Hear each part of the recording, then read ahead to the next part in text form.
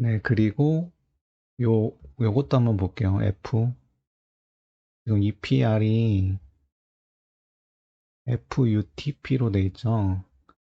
그래서 아까 접지저항값 봤죠? 560V 0.2초 내에 차단될 때 이게 뭐 0. 몇 옴 나오잖아요. 그럼 이거 시공시 하신 분들은 알겠지만 그 지역이 뭐 해안가나 이런 데만 요 값이 나올 거예요. 근데 어디 산 중턱이나 자갈 많은 데 있죠. 요런 데는 이 값 유지하기 힘들죠. 그래서 요 팩터라는 게 좋아져요. 어떤 접지 상황이나 접지 형태에 따라서 요 팩터를 줄 수가 있어요. 그래서 요 팩터에 대해서 한번 설명을 드릴게요. 네, 그래서 요 팩터에 대한 거가 우리 그 KC 해설서에 좀 나와 있어요. 그래서 그 내용을 가지고 한번 보면은 요게 일단 이 개념 한번 가져가세요. 이렇게 요쪽만 접지극이 있다고 생각하면 예를 들어 여기 이제 1000A고 여기 1옴이에요. 밑에 EPR은 1000V죠. 그런데 요 중간중간에 이렇게 우리가 다중접지라고 하죠. 이렇게 접지 저항을 접지를 계속 하는 거예요. 지금 요쪽 접촉 전압을 줄이는 거죠. 이게 EPR이니까. 이 경우는 어떻게 되나요? 자, 두 개 달면 1옴 1옴. 그러면 EPR은 2분의 1이 되죠. 병렬이니까. 그러면 1000A 곱하기 2분의 1에서 500V로 줄겠죠. 그게 또 다중접지하면 그럼 EPR은 1000A 곱하기 3분의 1이 될 수 있겠죠. 그래서 요 팩터 값이 1번 요게 요쪽에만 된 경우엔 F는 1을 적용하라고 돼 있어요. 이게 F가 클수록 우리가 여유가 생기는 거잖아요. 560V로 보면 팩터가 1이란 말은 아까 0.xx옴이 나와야 된단 말이죠. 근데 이게 만약에 이런 다중 접지를 해가지고 이게 해설세 보면 보통 요 값을 이 정도는 다중 접지했을 경우에 할 수 있다라고 돼 있어요. 그러면 이게 곱하기 2 하면 1120V까지 여유가 생기는 거예요. 그러면 1120V에 대해서 우리가 어떤 접지장 요 접지극과 말 똑같이 뭐 하면은 접지저항 할 수 있는 접지저항 값이 더 올라갈 거 아니에요. 이게 560V니까. 그래서 이런 식으로 팩터를 올려야 이제 저희가 시공시 가져갈 수 있는 접지저항 값이 더 여유가 생기는 거죠. 그렇게 하기 위해서 첫 번째로 요거는 이제 요 HV 쪽에만 접지한 경우고, 이제 이런 식으로 다중 접지를 하면 팩터를 뭐 2에서 5까지 한다고 되어 있는데 실제로 이게 시행되고 나서 어떻게 적용될지는 좀 봐야 될 것 같아요. 이걸 어느 정도 여유까지 허용해 주실지는. 어쨌든 요런 내용이고, 근데 요 지금 이게 땅이잖아요. 여기가 아까 말씀드렸다시피 해안가일 때는 요 토지 저항률이 낮아요. 근데 이제 자갈이나 이런 게 많이 깔린 데는 요 저항률이 높아서 요런 땅에서 EPR이 더 높겠죠. 그래서 요런 땅에서는 요 팩터를 뭐 해안가에서 팩터를 3을 적용할 수 있는데 요런 자갈에선 이만큼 못 올리죠. 여기서 뭐 F는 2로 해야 되는지. 그래서 요 대지 저항률의 영향도 있는 거예요. 그래서 이런 것들이 복합적으로 돼서 요 FUTP라는 값이 정해져요. 그래서 지금 보면 복잡하죠. 이거 현장에서 어떻게 할지 모르겠어요. 저도 경험해봐야 알 것 같고, 이게 결국에는 케이스 바이 케이스란 얘기예요. 결론은. 케이스 바이 케이스.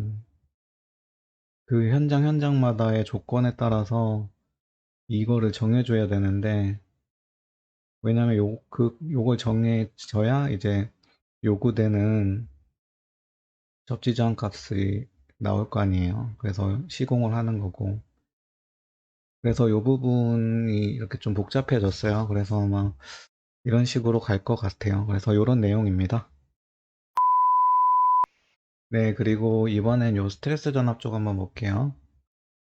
여기가 첫 강에서 봤죠? 일단 TT 계통으로 봐요. TT 계통의 경우 올라가는 쪽이 어디였죠? 요 저압측이죠. U2 여기 스트레스 전압이 올라가요. U0 플러스 IGR. 그래서 여기서 말하는 요 EPR은 뭐 똑같이 요 IGR인데 이 말이죠. 요게 풀었으면은 TT로 한번 볼까요? 요거는 뭐 이렇게 나온 데이터 값이니까 그대로 사용하시면 돼요. 그래서 고장 시간에 따라서 이게 고장을 5초 이하로 차단시킬 수 있으면은 이때 스트레스 전압은 여기서 TT니까 뭐 U2로 봐요. 그러면은 U0 플러스 250V 아니 250 아니고 1200V 이하면 된다 이 말이에요. 그 말이고 그 다음에 이게 만약에 5초를 넘겨서 초과하는 경우에는 이게 더 가혹해지니까 이건 200V 이하로 이제 유지하라는 거예요. 저희가 제가 얘기했죠. 어떤 충격파는 이렇게 지속 시간이 짧아요. 이게 피크 값이 높은 대신 우리 낙뢰 같은 거 이런 상형주파 과전압이 올라가는 경우에는 제가 얘기했잖아요. 이렇게 돼. 요 레벨은 낮은데 지속 시간이 문제가 돼요. 그래서 5초분을 초과하는 경우에는 요 지속 시간이 더 가혹해지는 거니까 이 절연에 대해서 더 취약해진단 말이죠. 그래서 200V 이하로 과전압이 올라가야 된다는 거고 이게 5초 이하로 차단 가능하면 뭐 1200V까지는 괜찮다는 얘기예요. 그래서 그런 내용이고 그러면 우리가 만약에 TT 방식으로 이제 접지 시스템을 꾸몄어요. 그러면 이때 요거를 만족하게끔 접지 설계를 하면 돼요. TT일 땐 우리 봤죠? 특구 설계에 있어서 이쪽 저압 측에 우리 아까 적용에 검토해야 됐던 요 고장 전압은 0V니까 고려를 안 해도 되잖아요. 그래서 요 스트레스 전압에 대해서만 접지 저항이 만족시켜주면 되는 거예요. 그래서 요 식을 보면 이거죠. 이 말은 지금 예를 들어 우리가 일반적으로 고장을 우리 5초 이하에 차단시키죠. 그래서 요거 거의 이걸 거예요. 그래서 1200V라는 게 어떤 지락 전류의 이제 접지 저항 값일 거 아니에요. 그래서 아까처럼 뭐 IG가 1000A면 이제 접지 저항은 몇 옴 이하로 유지돼야 돼요. 1000분의 1000A분의 1200V 해서 1.2옴 이하로 유지시켜줘야 돼요. 이것도 빡세죠. 현장에서 시공해 보신 분들은 감이 올 거예요. 접지 저항 낮추는 게 얼마나 어려운지.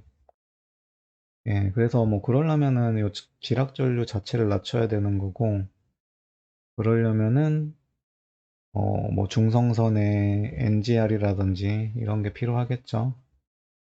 그래서 뭐 어쨌든 그건 좀 더 나간 얘기고 여기서 하고 싶은 얘기는 이 얘기죠. 그래서 TTA 계통으로 간 경우에는 어쨌든 요 조건을 만족시키게끔 요 특허 쪽 요쪽에 접지저항 값을 유지시켜야 된다. 이 내용입니다. 네, 그리고 마지막으로 요 2번, 3번은 좀 볼게요. 요거는 이런 내용인 것 같아요. 지금 여기 보면 접지 시스템을 분리하는 경우죠. 그래서 접지 시스템을 분리하는 게 뭐가 있을까요? TNB가 있겠죠. 이런 경우 여기 접지시키지 여기를 분리하는 경우에요. 그러면 실제로 우리가 요 고장전압 전위 상승은 그때 봤을 때 0V라고 했죠. 또는 우리 TT 방식 있죠. TT 방식. 그런데 우리가 특고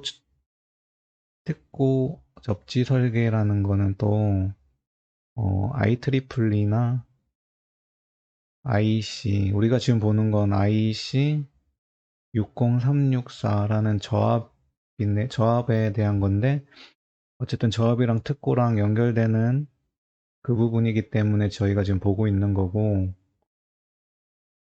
지금 여기서 IEEE에서 따로 변전소 접지라는 게 있어요. 특고 쪽에.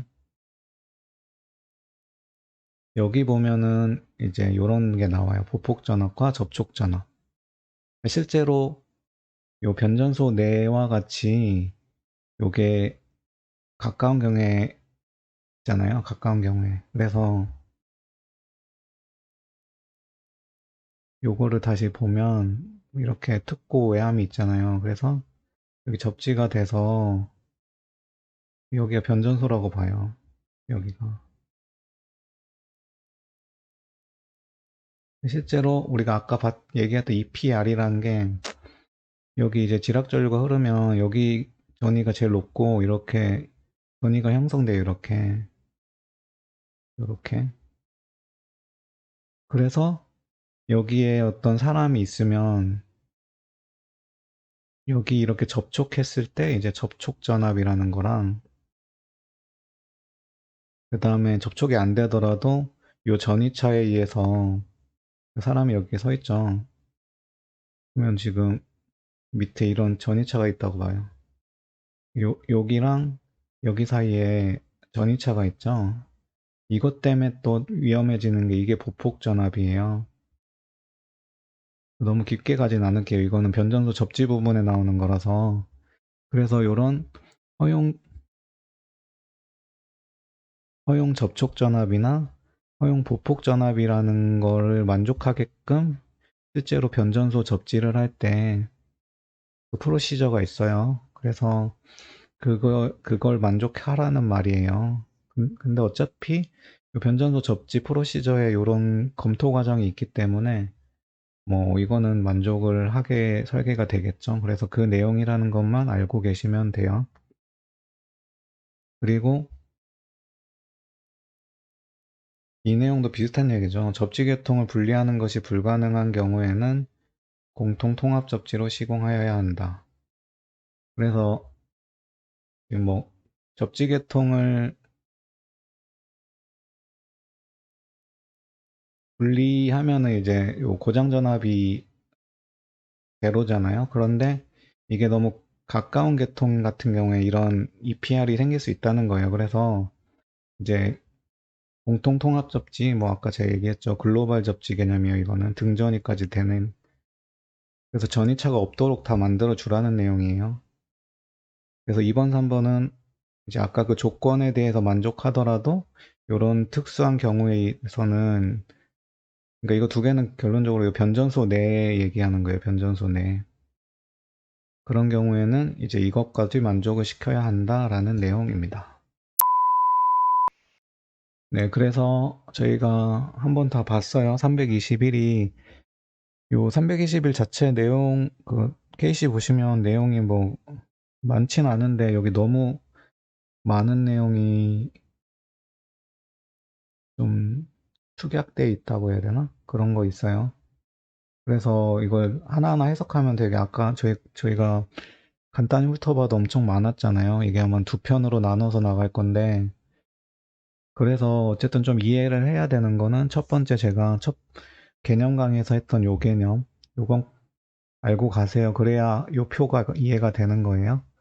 그 다음에 우리가 이제 요 특고 쪽 접지 저항을 선정할 때 기존처럼 뭐 1종 이런 시범 이런 게 아니라 어떤 접지 계통이 뭐 TNA인지 TMB인지 TT인지 요 방식에 따라서 이제 접촉 전압 요건이라든지 스트레스 전압 요건을 만족시키는